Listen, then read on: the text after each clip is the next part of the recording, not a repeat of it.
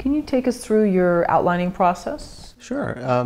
Generally, what I'll do is I'll start with a premise line. I'll write out a premise line, sort of, basically for me, like the foundation of the script, a couple of sentences, take from start to finish, and then I'll expand that into, I don't know, maybe 2, 3, 4 pages. Just sort of write it in sections. So I'll divide it into 3, basically if it's a movie, 3 movie acts, but more in quarters. So it's like the equivalent of a quarter, quarter, quarter, quarter, which takes me through the 4 quarters or the 3 acts of the movie.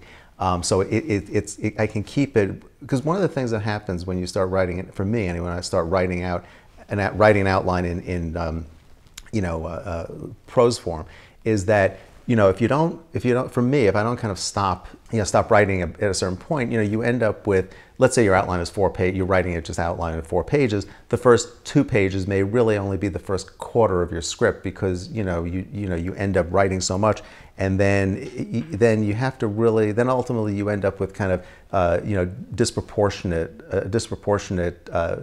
acts. So basically, I'm just trying to write it as tightly as I can. I'll write it long, and then I'll edit it. But in the end, I want to end up with kind of 4 relatively close descriptions of each quarter. Okay, so let's say that ends up being 3, 4 pages, whatever. Then if it's an assignment, then I'll give it to the executive or whatever. I'll get notes on it, rework it, and then if it's not for me, I'll do the same thing for myself. And then what I do is I divide the, and this was really, I have to credit Writers Boot Camp for this, because this was kind of the way they taught me how to do it, and how I always do it now, and I taught other people. And I think it's pretty, I mean, it's one of those things that just sort of like, I don't think it's an uncommon way to do it, but it kind of boils it down to, I think, a really effective way of doing it is that I divide it up into 12 sequences. 3 sequences in the first act, 6 in the second act, and 3 in the third act of equal weight. So basically, if you're writing a 120-page script, or it's 10 pages a sequence. If you're more like a 100-page script, it's 8 or 9 pages a sequence. And I beat out the list of scenes. So I'll take, I create a sequence sentence. So this is sequence 1, 2, and 3. So out of that sequence sentence that I write out, pulled from the outline, the longer outline, I then write a list of the scenes that will comprise that sequence. So I'll put like the scenes in a row, and then I'll figure out how many pages that scene will approximately be, so that I can add up each sequence and say at the end those 6 scenes will equal 8.5 pages or something. And it's an estimate. Sometimes I'm very off, but it's an estimate. And this is just my kind of organized way of doing it, and how I don't get lost in the process, and how I really kind of stay on track. This is just mine. Everybody has their way of doing it.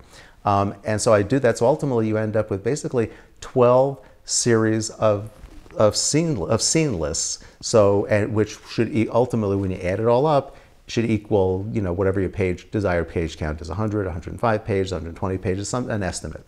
And then I take that, I put that onto my final draft, that list onto my final draft, and I create a slug line over each one. Interior, living room night, exterior, baseball field day, whatever. And so I have the line, and then what the scene is about, and then I have the slug line. So basically what I end up with is a whole written script, except without dialogue, essentially. And then you go in and just, you craft it. And to me, it's a very step-by-step process. So it's like an accordion. You're constantly expanding that accordion until you have the whole script written. So that works for me. But everybody does it differently.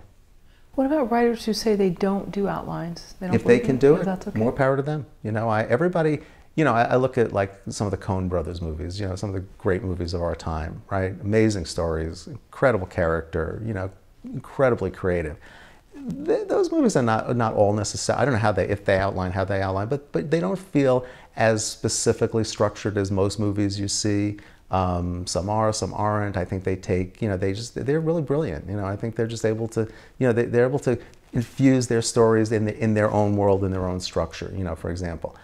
If you can do it, it's great. I've just seen too many writers who get lost in the process because they haven't sort of laid it out enough ahead of time. But again, it works for me. And I never look at it at any of this like, oh, it's putting me in a box, or I'm using a formula. It's not at all. It's how I write, and especially when you're on a deadline and you have a limited amount of time to write something. It really helps me move more quickly and give me a system of sort of checks and balances on my material, and kind of and it helps me not overwrite as well, and ultimately maybe not lose too much time on any material that I'm not ultimately going to put in the script. So what's your nemesis when you're on a deadline? Changes, too many changes along the way, kind of any wholesale changes that may sort of crop up. It's never a problem, kind of just shifting something, rearranging something, changing dialogue, threading something in. But sometimes there's that wholesale change, like you think something's working and that just whole concept is just not playing, and it's not gonna, in the end you're gonna be found out and it's not gonna work. So it's like lifting out a whole part and putting it aside and reconfiguring. And when you have to do that in the middle, it doesn't happen often. And again, I think if you've got a strong outline, and particularly if it's an assignment where you're working with people and they're approving an outline and they're in agreement with what you've written, you kind of try to stick to pretty much what you sold, essentially. But yeah, too many changes when there's a tight deadline can be really difficult. Unexpected changes.